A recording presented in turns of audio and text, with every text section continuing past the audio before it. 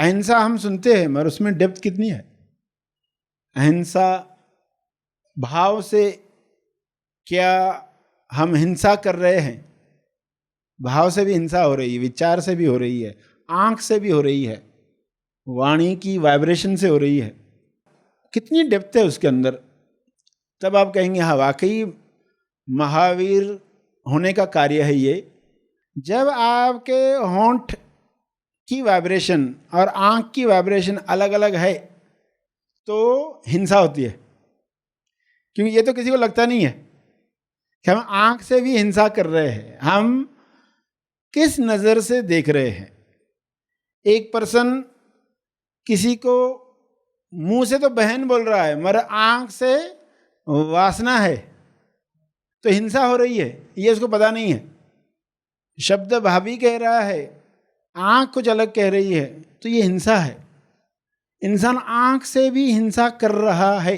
शब्द क्या बोल रहा है, वादे क्या कर रहा है, आंखें क्या बोल रही है, तो इनमें तालमेल होना जरूरी है। अहिंसा परमो धर्म, परम धर्म है। मार्ग अलग बन जाते हैं, लगता है कि हम अलग मार्ग पर चल रहे। भक्ति मार्ग पर चलने वाले उन्हें लगता है हम अलग मार्ग पर चल रहे, ध्यान मार्ग पर चलने वालों को लगता है हम अलग मार्ग पर चल रहे, मगर एक ही चीज के लिए है और दोनों साथ में चल सकते हैं। एक ही रथ को जोड़ दिया, दोनों साथ चल सकते हैं, क्योंकि दोनों एक दूसरे को मदद करेंगे। अहिंसा जितनी जगेगी, करुणा जगेगी तो प्रेम जगेगा, दया भाव जगेगा, मध्यस्थ भाव जगेगा, तो तटस्थ भाव, तटस्थ होकर देखेंगे। जहां पर नफरत जागती थी वहां तटस्थ हो गए। ये नफरत तो ही प्रेम को ढक देती है। कैसे सूक्ष्म सूक्ष्म हिंसा होती है जीव पर, पेड़ों पर, नेचर पर। हर चीज सजीव है, जिंदा है। आप उनका उपयोग कैसे करते हो? तो आज तो साइंटिफिकली समझ में आ रहा है कि वाकई चीजें जिंदा है। पानी पर लोग प्रयोग करके देख रहे हैं, साइंटिफिकली देख रहे हैं। पानी के आगे म्यूजिक बजा रहे हैं, पानी के आगे गालियां दे रहे हैं, तो पानी में जो इफेक्ट दिख रहा है माइक्रोस्कोप में जिसको दर्ज किया गया, क्यों जल जो कथा के बाद बांटा जाता है, छिड़का जाता है, वो क्यों पवित्र माना गया? क्योंकि उस जल के आगे पूरी कथा हुई है। उस जल के आगे लोगों ने भजन गाए हैं। प्रसाद का महत्व क्यों है? कि उसकी एक वाइब्रेशन बदली है। वो बदली हुई वाइब्रेशन वाला जल आप पीते हो तो आपको आनंद आता है। कोई घरों में आप जाते हो, आपको लगता है बहुत अच्छा है, उधर सिर्फ पानी पिया, आपको किसी ने ज्यादा खिलाया पिलाया नहीं,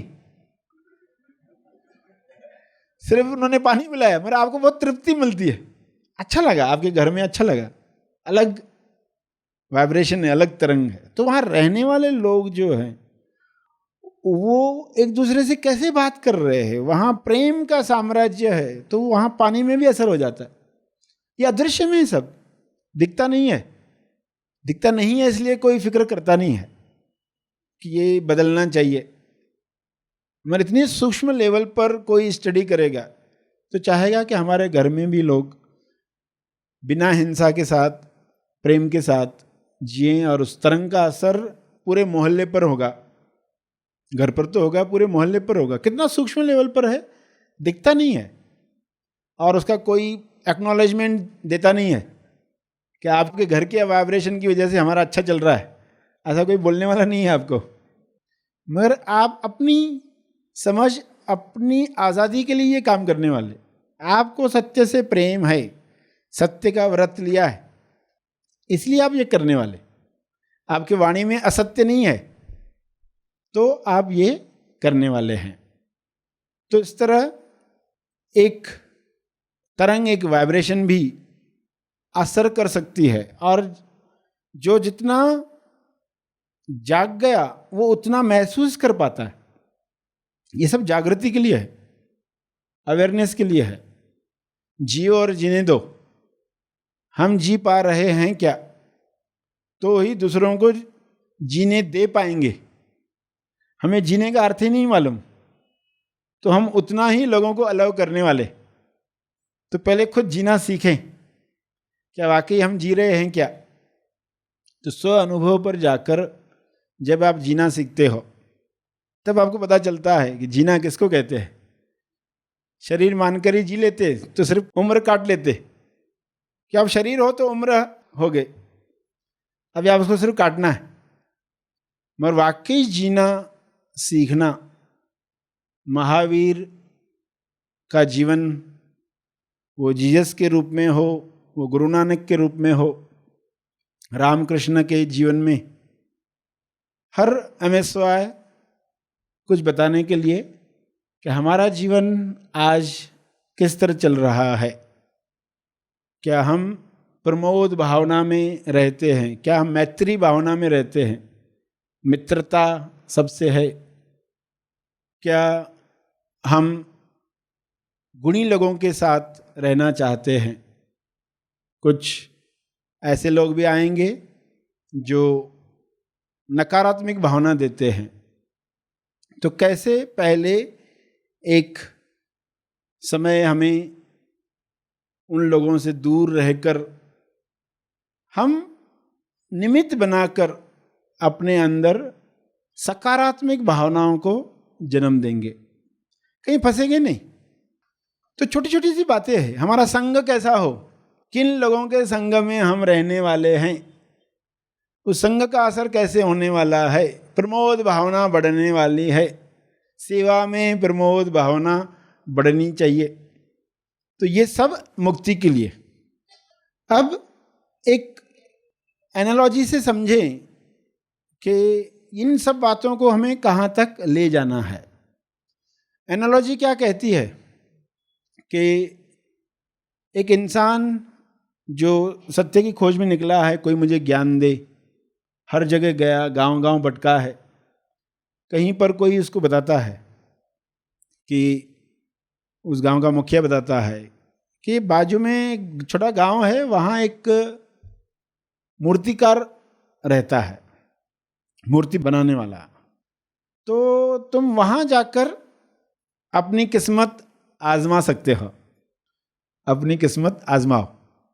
क्योंकि वो लोगों को अपना शिष्य जल्दी बनाता नहीं है, तो देखो किस्मत आजमाओ, कुछ होता है तो। मेरा मूर्तिकार का और सत्य का क्या संबंध, मुझे तो आध्यात्मिक सत्य जानना है, मूर्तियां बनाना तो मुझे नहीं सीखना है। तो उन्होंने कहा बस मुझे लगा कि वहाँ तुम किस्मत आजमा सकते हो। तो अभी उसको भी कोई चारा नहीं था, तो उसने कहा ठीक है, जाकर किस्मत आजमाते हैं, क्या होगा, वर्स्ट कम्स टू वर्स्ट, वो नहीं लेगा या कुछ फायदा नहीं होगा, जवाब नहीं मिलेंगे। तो वो तो जवाब जानना चाहता था। वो मूर्तिकार के पास पहुंचा तो उसने बहुत उसको दिल से वेलकम किया। उसको आश्चर्य हुआ कि मैंने तो सुना था कि वो किसी को लेता नहीं है, और यहाँ तो उसके आओ भगत हुई, वेलकम किया, तो खुश तो हुआ। मगर फिर जब काम शुरू हुआ तो मूर्तियाँ कैसे बनती हैं वो सब, मगर वो अपना सवाल पूछता था कि मेरे सवालों के जवाब आपके पास मिलेंगे क्या। तो मूर्तिकार ने कहा हाँ और ना, ना भी हाँ भी। अब ज़्यादा उस पर पूछता तो मूर्तिकार जवाब नहीं देता, तो वो भी सोचता हाँ भी तो बोला है और ना भी बोला है, तो चलो देख लेते हैं कुछ समय और रुक कर। इतना भी मालूम होता कि जवाब मिलेगा तो टिकना आसान था, कभी तो मिलेगा, कोई तो शिविर में मिलेगा, मगर पक्का भी नहीं है। तो वो टिका हुआ है और मूर्तियां बना रहा है, सीख रहा है। तो मूर्तिकार ने कहा कि ये मूर्तियां जो है ना, अब बन जाने के बाद उनकी स्टडी करो। क्यों, मूर्तिकार जो मूर्तियां बनाता, उनके जो होंठ है अलग अलग मुद्रा में, जैसे हम बात करते हैं तो होंठों की मुद्राएं अलग अलग होती है। ए बोलेंगे तो अलग मुद्रा होती, बी बोलेंगे तो अलग मुद्रा होती, सी बोलेंगे तो अलग मुद्रा होती। तो ऐसे अलग अलग अल्फाबेट A to Z मूर्तियां बनाता था वो मूर्तिकार। तो हर अल्फाबेट के साथ अलग मुद्रा है होठों की। तो तुम उनका अभ्यास करो, जो भी मूर्तियां बनाई है ना उनका अभ्यास करो। अब वहां तो वो देखता था कि मूर्तियां बनती है और फिर कुछ मूर्तियां बाहर कहीं भेजी जाती है, कहाँ जाती है वो तो मिस्ट्री थी उसके लिए, उसको पता ही नहीं चलता था कहाँ जाती है मूर्तियां। अब ये स्टडी कर रहा है होठों की और फिर बताता है ये लिप्स सी कह रहे हैं, ये ई कह रहे हैं, ये जेड कह रहे हैं, अलग अलग धीरे धीरे एक्सपर्ट बन रहा है। कुछ चीज़ों के साथ आप लगातार रहते हो ना तो एक्सपर्ट बनते हो। तो अब इनका अभ्यास चल रहा है। तो ये जब वो सीख गया तो मूर्तिकार ने कहा कि अब ये मूर्तियां क्या कह रही है ये आपको सुनना है। तो आपको मूर्ति के सामने बैठना है, ध्यान में बैठना है, वो क्या कह रही है वो सुनना है। अब वो मूर्ति के सामने बैठता है और कुछ सुनाई नहीं देता, कुछ सुनाई नहीं देता, घंटों बैठता है और बताता है नहीं ठीक, कल वापस अभ्यास करना। अब ये रोज भी अभ्यास चल रहा है। तो अच्छा कुछ बताओ तो मुझे, कैसे, मतलब सुनाई तो नहीं दे रहा, कुछ तो हिंट तो दो, क्या करना है। तो मूर्तिकार ने एक दिन बताया कि ध्यान कान पर मत रखो, हृदय पर रखो। तुम्हारा ध्यान कान पर है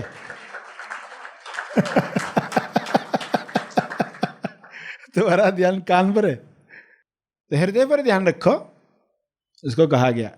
तो अब वो मूर्ति के आगे बैठता है, हृदय पर ध्यान लगा रहा है। तो अभी मूर्ति कुछ बताएगी, फिर बताता है मूर्ति ने तो कुछ बताया नहीं मगर अच्छा लगा। मूर्ति ने कुछ बताया नहीं मगर अच्छा लगा, चलो कुछ तो प्रगति हो रही है, इसको लग रहा है। फिर मूर्तिकार ने कहा कि अब ये स्टडी करो कि मूर्ति की आंखें और मूर्ति के होंठ, इनमें तालमेल है कि नहीं। अब ये और गहरी बात होगी।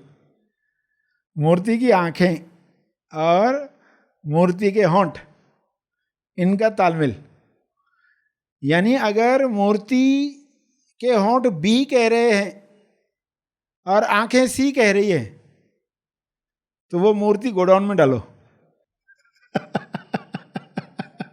अभी नई स्टडी शुरू हुई है, होंठ क्या कह रहे हैं, आंखें क्या कह रही है। इसमें बड़ा संकेत है ना।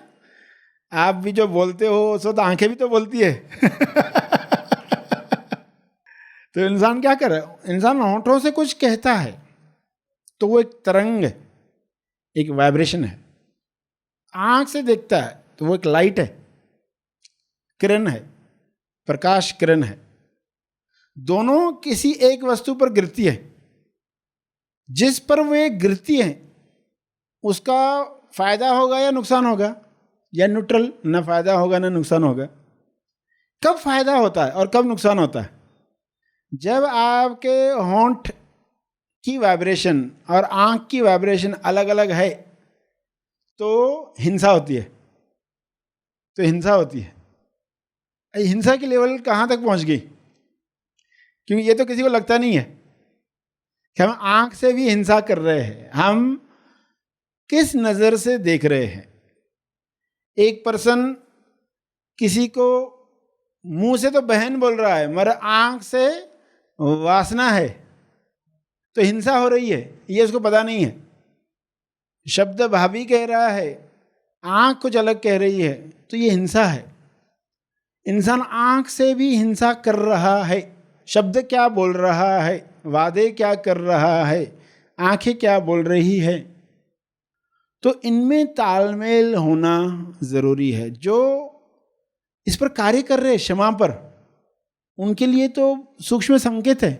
जहाँ जहाँ पर हम ऑब्जर्व कर रहे हैं कि तालमेल नहीं है, वहाँ वहाँ हम क्षमा मांगते हैं और वो लकीर मिटाते जाते हैं। और जब हम कहते हैं कि मैं उपासना के पक्ष में हूँ, मैं प्रेमोद के पक्ष में हूँ, जब बुराई का विचार आया तो आपने कहा मैं सुराई के पक्ष में हूँ। सुराई में सुर है, मैं बुराई की नहीं, सुराई के पक्ष में हूं। अपना पक्ष बार बार कुदरत को बताना जरूरी है। इससे मिरेकल शुरू होंगे। पहले लगेगा नहीं कि ये कोई एक्सरसाइज इतनी बड़ी रिजल्ट आएगी, मगर बड़ी रिजल्ट आना शुरू हो जाएगी जैसे जैसे ये तालमेल खुलते जाएगा, बढ़ते जाएगा। सुर मेल शुरू होगा, सेल्फ के साथ सुर में आ जाओगे, असुर समाप्त होगा। तो मूर्तिकार अब बता रहा है ये बातें। अब ये गहरी बातें समझ में आ रही है आपको। उस एनालॉजी के साथ अर्थ भी बता दिया, इसमें क्या संकेत था और आप कैसे इसका लाभ लेने वाले हो, और गलती हो गई तो वापस कैसे सुधारनी है। उसे घबराना नहीं है, उस गिल्ट में नहीं रहना है। अच्छा, ये मेरे प्रकाश में आ रहा है, ये तो मालूम भी नहीं था ना, इतने साल मालूम भी नहीं था तो हिंसा हो रही थी।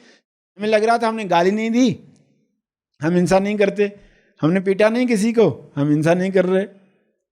मगर हिंसा किस लेवल पर जा रही है, हम लोगों के अंदर कौन सी भावनाएं जगाने के लिए निमित्त बनते।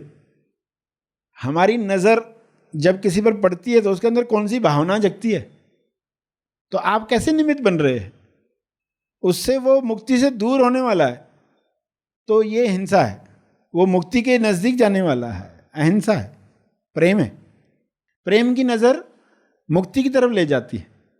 तो ये इंसान जब सीख गया आँख का और होंठों का, ज़ुबान का, ज़ुबान की ट्रेनिंग कितनी आवश्यक है। छोटी सी ज़ुबान लगती है मगर ट्रेनिंग में कितना समय लग जाता है, समझते समझते भी कितना समय लग जाता है। तो दोनों टैली हो गए तो देखा कि चित्रकार फिर उन मूर्तियों को कहीं भिजवाता है। कुछ मूर्तियाँ ऐसी बनती है, कुछ बाहर जाती है, कुछ गोडाउन में जाती है, कुछ टूटती भी होंगी। तो इस तरह जब वो एक्सपर्ट बन गया इसके अंदर भी, तब मूर्तिकार ने कहा कि अब आप फलां गांव में जाओ, अब उधर जाकर रहो। तो चकरा गया, अरे मुझे मेरे सवालों के जवाब तो मिले नहीं। मैं जो सवाल लेकर आया था, मुक्ति क्या है, ईश्वर क्या है, मेरे जो सवाल पृथ्वी पर क्यों है, मृत्यु के बाद क्या है, कितने सारे सवाल रहेंगे ना, उन सवालों के जवाब तो मिले नहीं। तो मूर्तिकार ने कहा आप उस गांव में जाकर रहो। मेरे सवालों के जवाब कुछ नहीं कहा। अब बेचारा क्या कहे, बस तो चलता नहीं, तो निकल पड़ा, उस गांव में पहुंचा और वहाँ धर्मशाला में जाकर रहा। और फिर लोगों से पूछा कि यहाँ ऐसा क्या है विशेष। तो लोगों ने कहा जैसे बाकी गांव है वैसे ये गांव है। तो उसने चौराहे पर देखा एक मूर्ति लगाई हुई है, जैसे चौपाल पर, चौराहे पर मूर्तियाँ रखी जाती है ना, जिन कई लोगों के पुतले होते हैं। तो एक मूर्ति है जिसका चेहरा ढका हुआ है। तो उसने पूछा ये क्या है।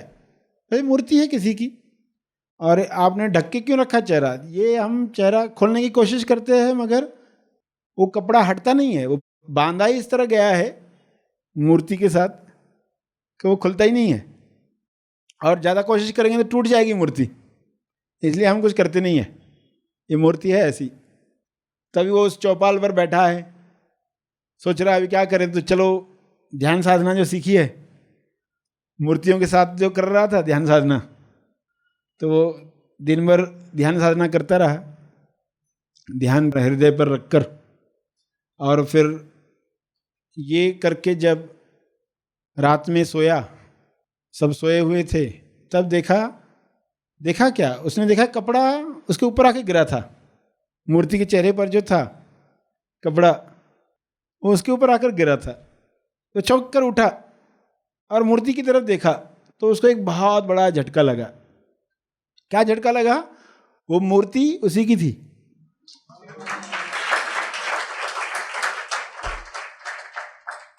तो बस आश्चर्यचकित था कि क्या सीन है। अब वो मूर्ति की आंखें देख रहा है, उसके होंठ देख रहा है, और आंखें बंद करके सवाल पूछ रहा है और मूर्ति जवाब दे रही है।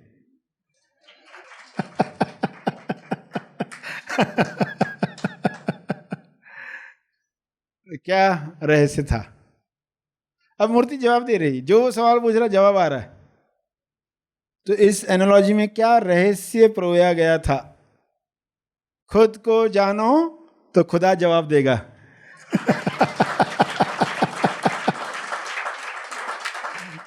Know thyself and self will give you all the answers. Self को जानो, सेल्फ जवाब देगा। कितना सरल संदेश। खुद को जानो तो खुदा जवाब देगा।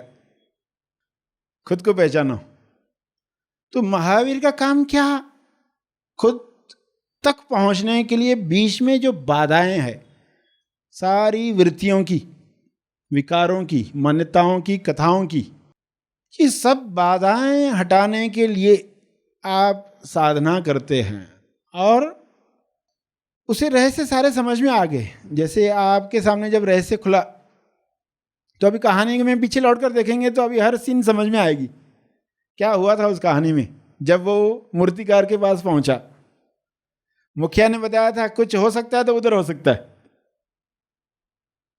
और वो वहां पहुंचा और गुरुजी ने क्यों वेलकम किया, ये रहस्य समझ में आया। क्या आपको समझ में आया कि इतना खुशी से क्यों वेलकम किया, जो सबको नहीं कर रहा था? खुशी से वेलकम किया कारण गुरुजी उसकी मूर्ति बना चुके थे।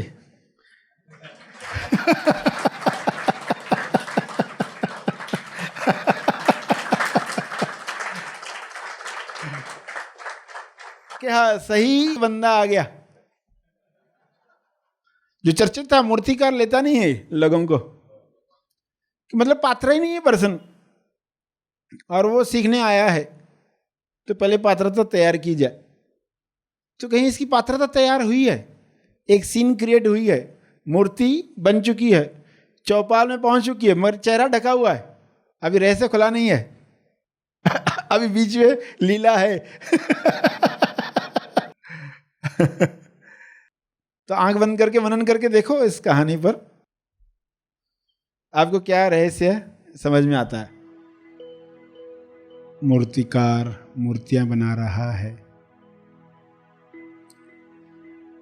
महावीर की मूर्ति हो, बुद्ध की मूर्ति हो, हनुमान की मूर्ति हो, जीसस क्राइस्ट की मूर्ति हो,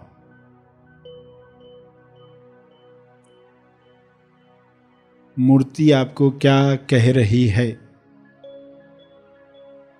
मूर्ति क्या जवाब दे रही है?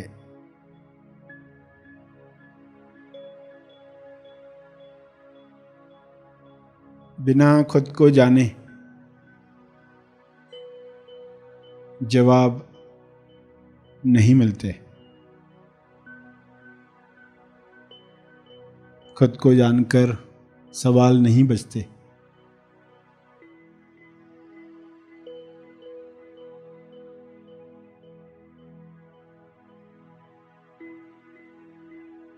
मूर्ति के सामने कैसे बैठना है?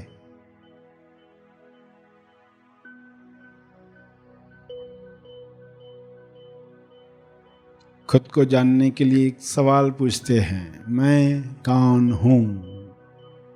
Who am I?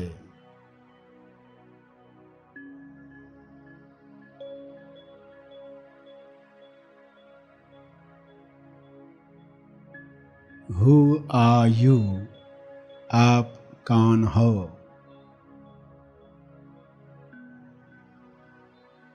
खुद को जान जाओगे तो खुदा जवाब देगा।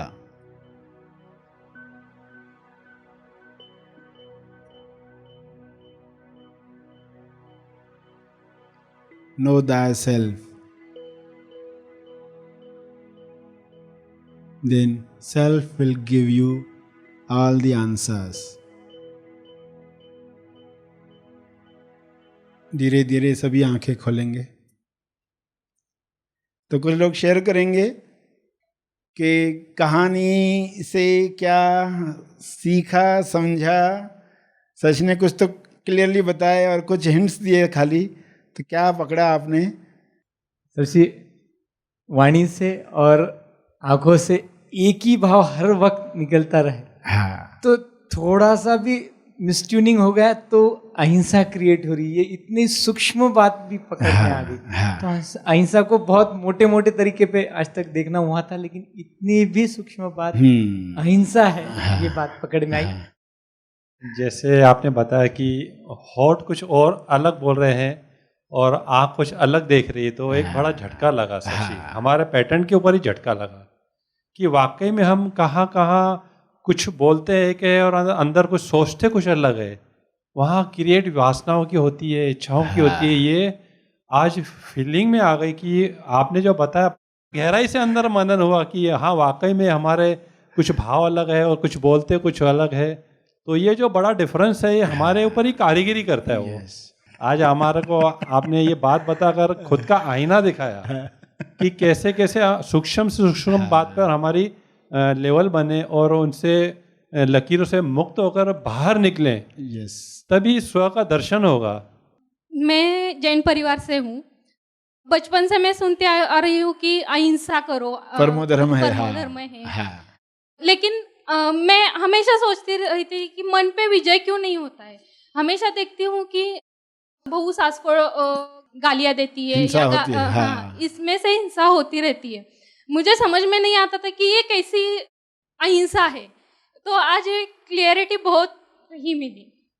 तो हर एक ने अपने अपने तरीके से एक एक हिस्से को बताया, मगर कहानी में जो रहस्य समझा आपने, उसमें इस बात का जवाब मिल गया कि उसको दिल से वेलकम किया गया था, उसको कारण समझ में आ गया। फिर गुरुजी ने जो हाँ भी कहा था ना भी कहा था, उसका क्या जवाब आपको समझ में आया? गुरुजी ने कहा जवाब देंगे हाँ भी और ना भी, जवाब मिलेंगे हाँ भी ना भी, क्योंकि जो जवाब मिले उसी से ही निकलवाए, उसी की ही मूर्ति ने उसको जवाब दे। गुरुजी ने जवाब दिए भी और नहीं भी दिए, जवाब दिए भी और नहीं भी दिए। इसलिए गुरुजी ने वो जो पंक्ति कही थी उसका रहस्य बाद में समझ में आया कि ऐसा क्यों कहा गया था। कई बार कुछ चीज़ों का आंसर हमें बहुत बाद में मिलता है। तो ये सब बातें आज सुनिए आपने।